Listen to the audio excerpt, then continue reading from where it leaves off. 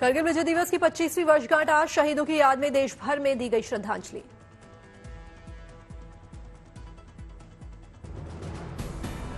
लद्दाख के द्रास पहुंचे प्रधानमंत्री मोदी, करगिल के शहीदों को दी श्रद्धांजलि।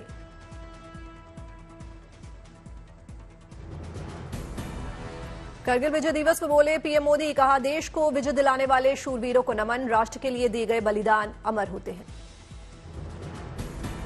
पीएम मोदी ने पाकिस्तान पर कसा तंज, कहा पाकिस्तान ने अपना विश्वासी चेहरा दिखाया, पाकिस्तान ने इतिहास से सबक नहीं लिया। पाकिस्तान ने फिर एक बार अपना अविश्वासी चेहरा दिखाया। पीएम मोदी का पाकिस्तान को दिया सख्त संदेश, कहा आतंकवादियों के नापाक मंसूबे कायम नहीं होंगे, दुश्मन को मुंह तोड़ जवाब दिया जाएगा। मैं आतंकवाद के इन सरपरस्तों को कहना चाहता हूं कि उनके नापाक मंसूबे कभी कामयाब नहीं होंगे। पीएम मोदी ने कहा लद्दाख या कश्मीर के विकास में आने वाली हर चुनौती को भारत परास्त करके रहेगा। लद्दाख हो या फिर जम्मू कश्मीर, विकास के सामने आ रही हर चुनौती को भारत परास्त करके ही रहेगा। पीएम मोदी ने कहा ये तो गनीमत है, तीसरी बार भी मेरी सरकार बनी, कहीं वो आ जाते तो करगिल विजय दिवस को याद भी न करते। पीएम मोदी ने विपक्ष पर साधा निशाना, कहा राजनीति नहीं राष्ट्र नीति के लिए काम करें। अग्निपथ योजना को लेकर बोले पीएम मोदी, कहा अग्निपथ का लक्ष्य सेना को युवा बनाना है, सेनाओं को युद्ध के लिए निरंतर योग्य बनाना है। पथ का लक्ष्य सेनाओं को युवा बनाना है। अग्निपथ का लक्ष्य सेनाओं को युद्ध के लिए निरंतर योग्य बनाए रखना है। पीएम मोदी शिंकुल्ला सुरंग परियोजनाओं की उन्होंने सौगात दी, प्रधानमंत्री मोदी ने दुनिया के सबसे ऊंचे शिंकुल्ला टनल प्रोजेक्ट की रखी आधारशिला।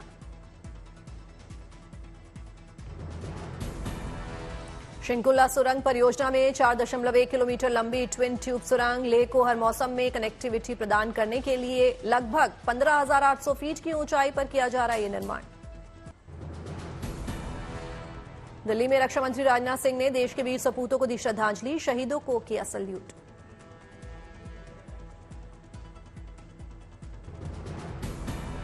लखनऊ में सीएम योगी आदित्यनाथ ने करगिल दिवस पर शहीदों को दी श्रद्धांजलि, कहा सेना के त्याग की भावना पर हमें गर्व।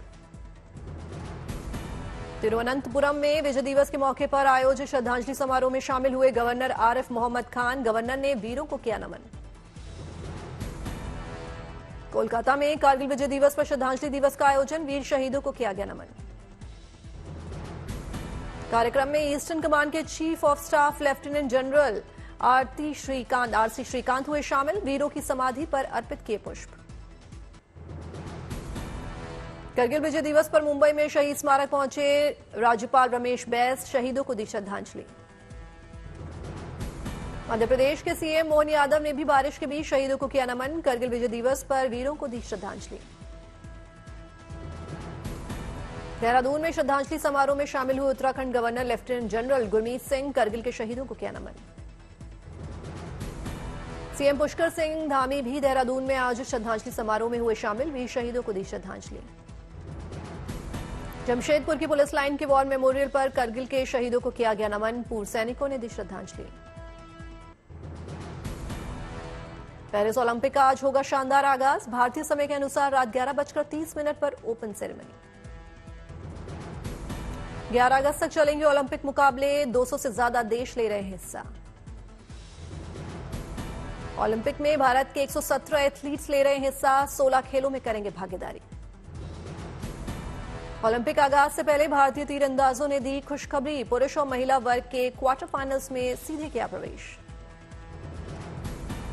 पुरुष टीम रैंकिंग दौर में तीसरे और महिला टीम चौथे स्थान पर रही, तीरंदाजी मिक्स टीम ने भी सुपर 16 में जगह पक्की की। कांवड़ रूट पर दुकानों पर नेम प्लेट के मामले में सुप्रीम कोर्ट में हुई सुनवाई। यूपी की योगी सरकार ने रखा अपना पक्ष। अंतरिम आदेश तक नेम प्लेट पर रोक रहेगी जारी। सोमवार को होगी अगली सुनवाई। अमित शाह मानहानि केस में सुल्तानपुर के एमपी एमएलए कोर्ट में राहुल गांधी की पेशी। मजिस्ट्रेट के सामने राहुल गांधी ने दर्ज कराया अपना बयान। राहुल गांधी ने आरोपों से किया इनकार। कहा छवि खराब करने की कोशिश की गई। 12 अगस्त को होगी अगली सुनवाई। बीजेपी नेता विजय मिश्रा ने दायर किया था मुकदमा। राहुल पर गृहमंत्री शाह के खिलाफ आपत्तिजनक टिप्पणी का आरोप। हंगामे के बीच संसद के दोनों सदनों में आम बजट पर चर्चा। नारेबाजी के साथ विपक्ष की सरकार को घेरने की रणनीति। राजधानी दिल्ली के कई हिस्सों में सुबह झमाझम बारिश। एनसीआर में भी छाए बादल। दिल्ली में भारी बारिश को लेकर मौसम विभाग ने जारी किया रेड अलर्ट। लोगों से की घरों में रहने की अपील। दिल्ली के मलाई मंदिर क्षेत्र में हुई सुबह बारिश। विजिबिलिटी भी रही कम। दिल्ली के सरदार पटेल मार्ग पर सुबह सुबह बारिश से मौसम हुआ सुहाना। धीमी रही यातायात की रफ्तार। दिल्ली के जनपद इलाके में भी हुई बारिश। मौसम विभाग ने जारी किया अलर्ट। दिल्ली के मोतीबाग इलाके में भी हुई बारिश। सड़कें बनी सैलाब। दिल्ली के रिंग रोड में भारी बारिश से वाहनों की रफ्तार हुई धीमी। लगा लंबा लंबा जाम। दिल्ली के शांतिपथ इलाके में भी हुई जोरदार बारिश। सड़कें बनी तालाब। दिल्ली के नेरोजी नगर में बारिश बनी मुसीबत। वाहनों का लगा लंबा जाम। दिल्ली के कई इलाकों में भारी बारिश से लगा वाहनों का लंबा जाम। रेंगती दिखी गाड़ियां।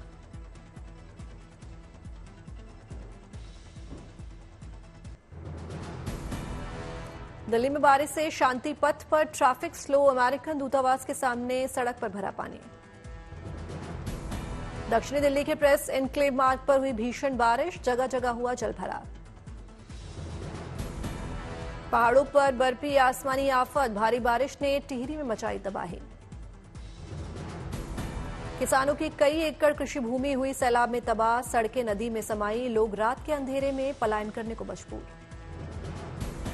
नदी के तेज बहाव की चपेट में कई बस्तियां। घरों के सामने जमा हुआ मलबा। जमुनोत्री में लगातार बारिश से बढ़ा यमुना नदी का जलस्तर। कई इलाके में पानी में डूबे। पार्किंग में खड़ी गाड़ियां पानी और मलबे में डूबी। पार्किंग में सो रहे मजदूरों ने किसी तरह भागकर अपनी जान बचाई।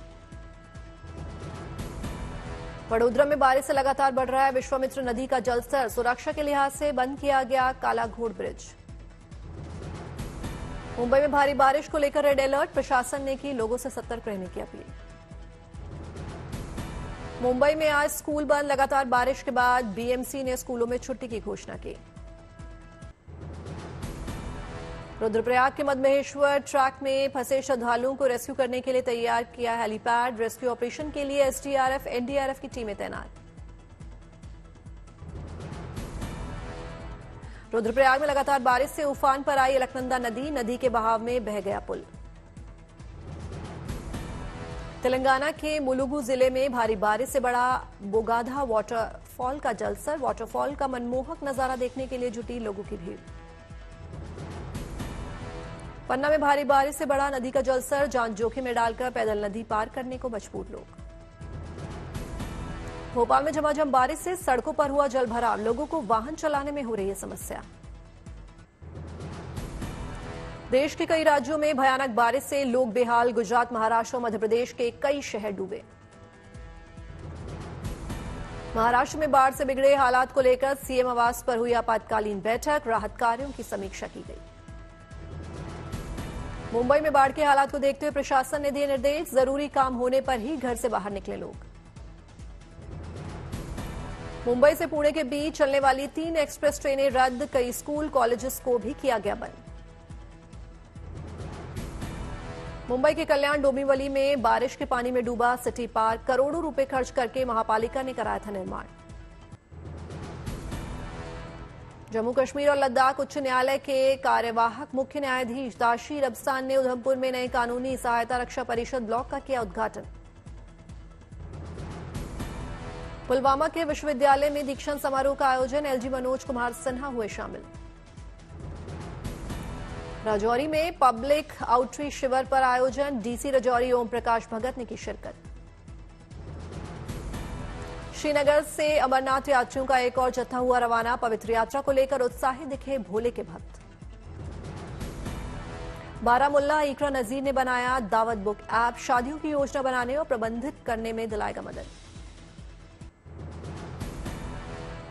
दिल्ली में इंडिया क्यूट्योर वीक 2024 का दिखा जलवा, कई बड़े ड्रेस डिजाइनर और स्टार हुए शामिल। दिल्ली इंडिया क्यूट्योर वीक के रैंप पर सुनीत वर्मा का डिजाइन ने बिखरे रंग, लेटेस्ट कलेक्शन किया पेश।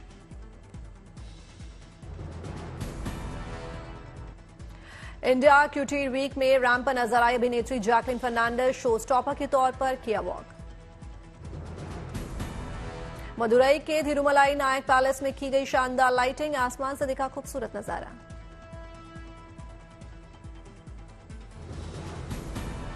स्त्री 2 का पहला गाना रिलीज हुआ, तमन्ना भाटिया पर टिकी सभी की निगाहें।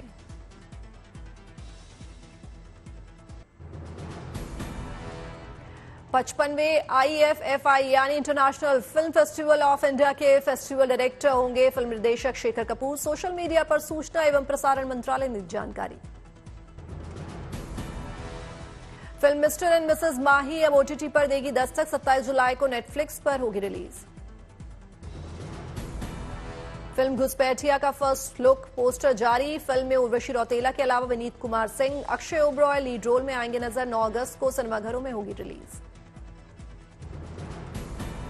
कुशाल टंडन ने खरीदा अलीबाग में प्लॉट, अमिताभ बच्चन कृति सेनन के बनेंगे पड़ोसी। जॉन अब्राहम की वेदा की रिलीज पर लटकी तलवार, सर्टिफिकेशन के मामले में फंसी फिल्म।